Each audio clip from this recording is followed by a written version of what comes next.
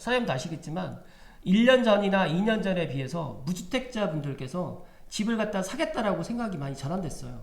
이런 부분에 대해서 어떻게 생각하시나요? 일단은 이제 제가 이제 경제학적인 관점에서 좀 네. 포괄적으로 말씀을 드리면 네. 우리가 이제 거시적인 관점이 있고 또 장기적인 관점이 있고 아니면 미시적인 관점이 있고 단기적인 관점이 있는데 이게 돈이라고 하는 게 네. 자 이렇습니다. 예를 들어 내가 지금 현재 돈이 있어요. 네. 어떤 사람은 그 돈을 가지고 주택을 사려는 사람이 있을 거고요. 네. 어떤 사람은 그 돈을 가지고 차를 사려는 사람이 있을 거고요. 네. 어떤 사람은 그 돈을 갖고 해외여행을 가려고 하는 사람이 있을 네. 겁니다. 네. 자, 그게 이제 그러면은 뭐 딱 3분의 1씩이냐? 그거 이게 경제학의 균형점이라고 있는 게 있는데 딱 3분의 1, 3분의 1, 3분의 1일 수도 있겠지만 그거는 그 상황에 따라서 시대에 따라서 왔다 갔다 합니다. 예를 들어서 옛날 우리 세대만 해도 저는 모르겠는데 우리 세대만 해도 우리 전 세대는 특히 집에 대해서 집착을 많이 했어요. 그렇죠. 근데 지금은 사람들은 집값이 너무 높아서 사람들이 집을 포기를 하고 자동차하고 소비에 해외여행에 치중을 한다라고 일본 젊은이들이 생각하는 사람들이 있습니다. 그런 네. 식으로 분석하는 사람이 네. 저는 그렇게 생각하지는 않아요. 네. 세상 사람들이 많이 바뀌었어요. 집보다 오히려 자기가 적극적으로 자기 인생에 대해서 집에 집착하기보다도 자기 인생을 더 화려하고 풍족하게 경험을 더 많이 쌓고 이런 거에 집착하시는 분들이 더 많이 집착이라는 표현보다도 더 집중하시는 분들이 많이 생겼다고 생각을 합니다. 네. 저도 그래요. 너 집 가질래? 해외여행 100번 갈래? 저 같은 경우 고민할 것 같아. 어떤 사람은 고민할 거예요.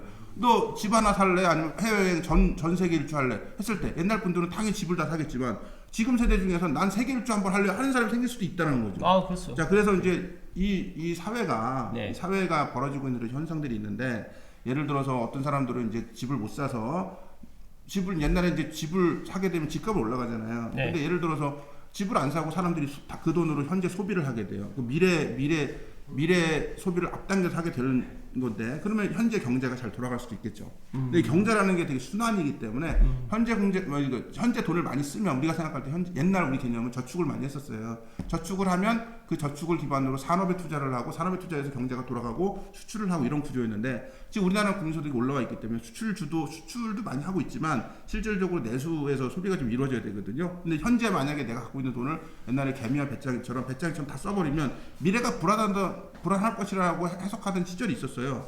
그러나 지금은 내가 현재 소비를 해서 그 소비가 투자의 관점이 되는 거예요. 예를 들어서 내가 그렇죠. 여러 가지 투자를 해요. 투자라는 게 뭐 집 사고 이런 게 아니라 나의 능력에 대한 투자를 하고 네. 해외여행을 가는 게 이유가 뭡니까? 가서 쉬러 가는 것도 있지만 견문을 넓히고 아, 그렇죠. 그 견문을 통해서 다양한 문화를 흡수하고 그 문화를 바탕으로 해서 대한민국의 우수한 문화와 융합을 시켜서 그걸 통해서 세계화를 시키고 있지 않습니까? 맞습니다. 이게 이제 지금 우리가 네. 얘기한 BTS가 나온 거고 그렇죠. BTS는 판소리를 하는 그룹이 아니에요. 팝송을 하는 그룹인데 네. 한국 사람이 한국말로 팝송을 하는 사람들이란 말이에요. 이건 네. 융합이란 말이에요. 네. 그러니까 이렇게 우리나라가 이제 현재 소비를 통해서 그 소비가 그냥 타서 없어지는 게 아니라 그게 미래에 대한 그 성장 동력을 충분히 만들 수 있다고 생각하는 관점이라면 네. 지금 사람들이 예를 들어 패러다임이 주택 쪽으로 가지 않고 네. 다른 쪽으로 간다는 거에 대해서 자연스러운 현상을 바라보고 네. 그걸 얼마나 더 긍정적인 방향으로 또 융합시킬 수 있는지에 대해서 고민을 한다면 네. 그런 리더가 나온다면 네. 충분히 자기 개인 이익이 아니라 국민과 국가의 미래를 위해서 그런 것들을 융합시킬 수 있고 다른 사람들의 귀를 기울일 수 있는 사람이 지도자가 나올 수 있다면 네. 이거는 뭐 저희한테 상당히 좋은 상황이 아닌가 저는 그렇게 생각을 하고 있습니다. 여기에서 이제 한 가지만 더 질문을 좀 드리면 최근에 이제 20대, 30대 그 결혼을 시작하는 부부들이 전에는 전세나 월세를 시작을 했는데 제가 지금 현장에서 제가 지금 지켜본 바에 의하면 사장님도 물론 아실 수도 있겠지만 20대, 30대가 집을 갖다가 구매를 하고 또 집이 안 될 경우에는 뭐 이런 청약에 도전을 하고 그리고 이제 또 아파트리라고 이제 그 아파트 대체 상품인 주거용 오피스텔을 갖다 또 많이 또 분양을 받는 것을 최근에 거의 최근에 뭐 2020년도 작년부터 올해까지 지금 화두가 아파트 청약 경쟁률보다 어떻게 보면 아파트 청약 경쟁이 더 셌거든요. 이거에 대해서는 어떻게 생각하시나요? 그러니까 젊은 사람들이 이렇게 지금 아파트를 갖다 못 사기 때문에 이제 아파트라든지 오피스텔을 이렇게 투자를 하고 이렇게 또 매수를 하는 거에 대해서는 어떻게 생각하시나요? 일단 첫 번째 자연스러운 현상이긴 한데 네네. 예를 들어서 뭐 산에 우리가 이제 온도가 높으면 네. 산에 불이 나요. 예를 들어서 그걸 네. 자연스러운 현상으로 받아들일 것이냐 네. 아니면 온도가 높아도 산에 불이 나지 않게 방풍림을 구성을 하고 하는 게 자연스러운 거냐. 네. 그래서 그럼에도 불구하고 그 불이 안 나게 하는 게 자연스러운 거냐. 이거는 뭐 논란의 소지가 있는데 네. 일단은 그런 거예요. 저희가 아까 제가 말한 것들 중에 하나가 네. 이제 현재 소비 옛날에는 돈이 생기면 주거 문제를 주택을 사는데 치우증을 해서 소비를 안 하고 저축을 했단 말이에요. 그렇죠. 네. 근데 이제 그거가 이제 내가 돈을 들면은 실제로 건설되기까지 옛날에는 10년, 지금 5년 이렇게 걸리기 때문에 그 돈이 산업으로 들어가 산업을 돌렸어요. 옛날 저축을 하면. 네. 근데 지금 제가 아까 말한 거하고 완전히 반대되는 현상을 두 가지 현상이 발생을 하는 거예요. 하나는 젊은 사람들 중에서 그래도 조금 돈이 여력이 되는데 아파트 가격이 너무 뛰어 올라가서 자기 소득이 증가되는 것보다 훨씬 뛰어 올라갔기 때문에 아파트를 못 사는 사람들은 그래도 주택 쪽 아파트라고 해서 대체 수단으로 갔다는 거죠. 네. 근데 그 중에 거기로 못 가는 사람들은 소비 쪽으로 간 거고요. 네. 그럼 그러면 이제 이런 현상이 과거 우리 부모 세대나 우리 세대가 주택을 막 하나라도 잡으려고 했던 거하고 같은 그런 현상이 현재 벌어지고 있다고 생각을 해요. 네. 근데 이렇게 이제 주택에 너무 이렇게 이제 돈이 치중이 되다 보면은 현재 소비를 못 하지 않습니까? 이제 네. 소비는 경제의 근간이에요. 네. 소비가 이루어지지 않으면 경제가 돌아가지 않습니다. 네. 근데 대한민국은 여태까지 그럼 어떻게 이루어졌냐면은 저축을 많이 했음에도 불구하고 대한민국 경제가 올라간 거는 수출 때문에 올라간 거예요. 이제 해외 수요죠. 수출은 해외 사람이 우리 걸 사준 거거든요. 그래서 수출을 많이 했어요. 그래서 지금 현재 이제 우리나라 같은 경우는 그나마 이제 우리나라가 이제 선진국 반열에 오를 수 있는 힘은 반도체를 위시한 우리나라는 이제 원래 이제 대부분의 선진국들이 수출을 이제 선진국에 올라서면 수출을 많이 안 했는데 대한민국 경제 구조는 여전히 이제 국민소득상으로 선진국에 올라섰고 문화적으로 선진국에 올라섰는데 산업 구조상으로 보면은 아직까지 이 수출 주도형이 가능한 형태로 됐는데 그게 오히려 대한민국에 되게 좋다. 반도체라든지 이런 4차 산업의 근간이 되는 것들이 갖고 있기 때문에 그래서 우리는 이제 이 주택에 다시 젊은 사람들이 주택을 소비한다 하더라도 네. 우리나라 경제를 떠받치는 이런 4차 산업혁명 근간에 있는 기업들이 떠받치고 있는 이상 그런 현상이 발생한다 하더라도 대한민국 경제는 문제가 없을 것이라고 저는 생각을 하고요. 네네. 하고 그거를 이제 정부에서 얼마나 그런 소비에 대해서 나쁘게 생각하지 말고 긍정적으로 유도를 해서 네. 주택을 갖는 것 자체보다도 대한민국의 제일 경제적인 큰 이슈가 앞으로 10년 뒤의 이슈가 지금 저출산 문제지 않습니까? 네. 그렇죠. 이거를 이제 이런 아파트이든 뭐든 주거 환경을 확보해서 20, 30대가 주거 환경 플러스해서 거기서 행복한 가정 생활을 이룰 수 있도록 정부에서 나쁜 사람들로 여기지 말고 좋은 이 좋다기보다도 아까 자연스러운 현상을 받아들이고 네네. 거기에 대해서 어떻게 정부가 이걸 지원을 통해서 행복한 가정을 그 안에서 꾸릴 수 있는지. 네. 근데 이제 문제는 주택을 사신 분들이 실수요 형태로 사서 내 가정을 꾸리고 행복하게 살겠다 이런 관점이 아니라 혹시 투기적인 수요가 들어왔다 하게 되면 그런 부분들이 대한민국의 미래를 그렇게 좋게 형성하고 있다고 생각하지는 않습니다. 왜냐하면 우리는 이제 근로소득을 통해서 나라를 일으킨 나라지 소위 얘기해서 죄송한 얘기입니다. 불로소득을 통해서 일으킨 나라가 아니에요. 근데 지금 자꾸 이제 투기라든지 이런 쪽으로 가게 되면 불로소득이 근로소득보다 더 중요한 사회로 가게 되면 대한민국은 10년 안에 큰 위기를 맞을 거라고 저는 생각합니다. 알겠습니다. 일단 제가 지금 이야기했던 질문에 대해서 잘 대답을 해주셔서 감사드리고요.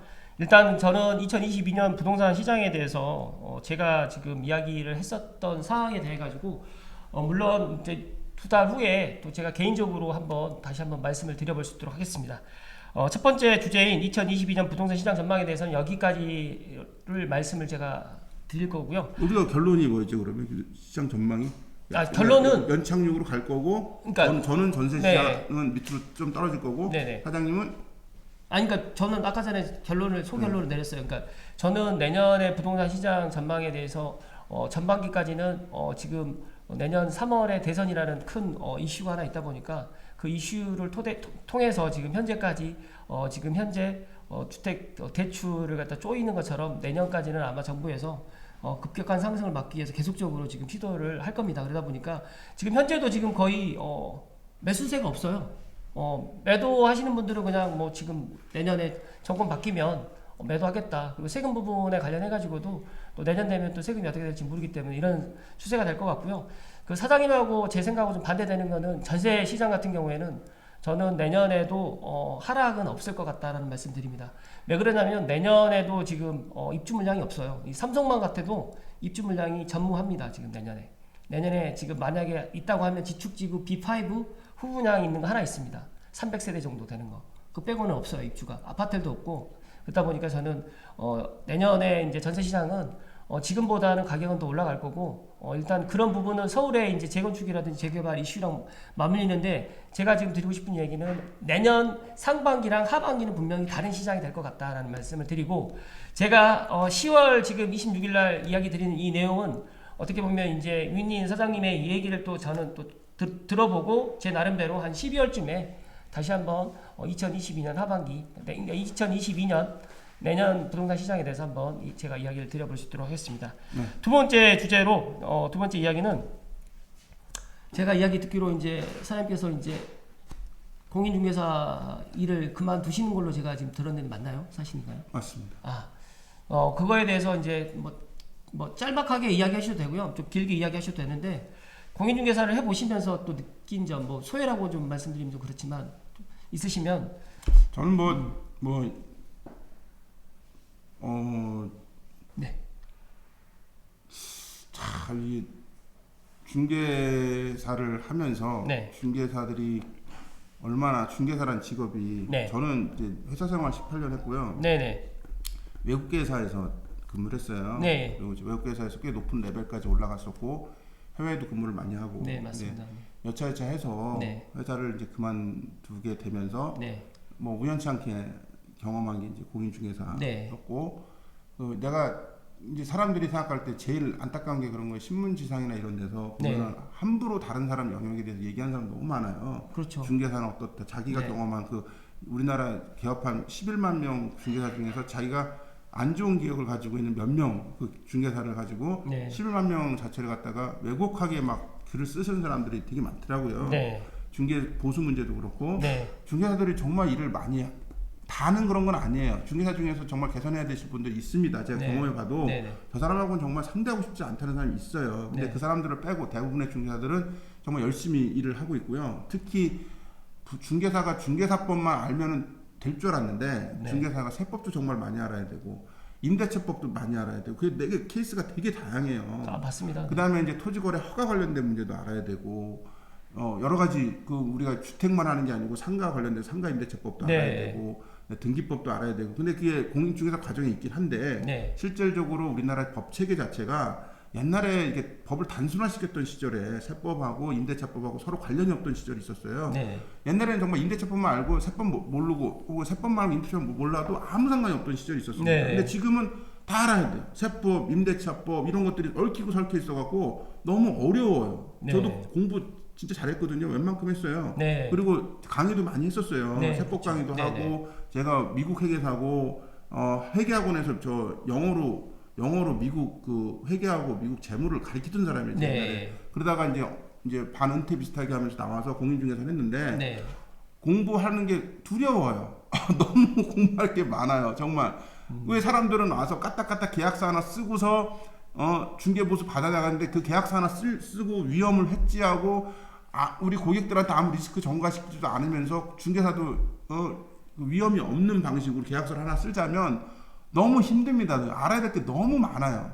그럼에도 불구하고 일부 중개사들이라든지 왜곡된 시각으로 중개사들의 그런 거를 이런 권리라든지 권익이라든지 이런 것들을 짓밟는 사람들이 일부 고객들이 있는데 그런 사람들 때문에 떠나는 건 아니지만 네네.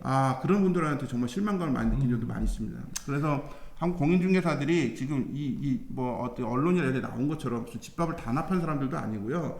집값 어떤 사람들은 그렇게 써요. 공인중개사가 집값을 올렸다는 공인중개사는요 가격을 떨어뜨려서 어떻게든 거래를 일으키려는 성향이 더 강합니다. 왜 공인중개사가 집값을 올리겠어요? 네, 떨어져야지 맞습니다. 밑에서 사는 사람들한테 연결을 해줘야 되는데 어떤 사람이 저 공인중개사 우리 집값 내렸어요. 그러면 제가 객관적으로 어느 정도 인정해 주겠어요. 네. 근데 그게 아니라 공인중개사가 우리나라 집값 올린 주범이다라고 얘기하시는 그런 뭘 염치하고 뭘 상식적인 글 쓰는 사람들 저는 정말 싫습니다. 그리고 제가 이제 부동산 중개를 일단 접을 거고요. 네. 완전히 떠날지 여부는 저도 모르겠어요. 네네.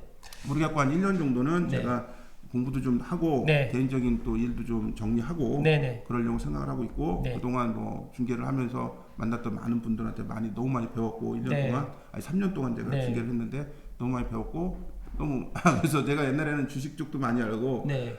부동산 쪽을 참 축을 잘 몰랐는데 이번 중개사를 통해서 제가 전반적인 재무 흐름이라든지 주식도 그렇고 경제 흐름이라든지 네네. 한 축인 부동산을 알게 돼서 너무 기쁘게 생각합니다. 네.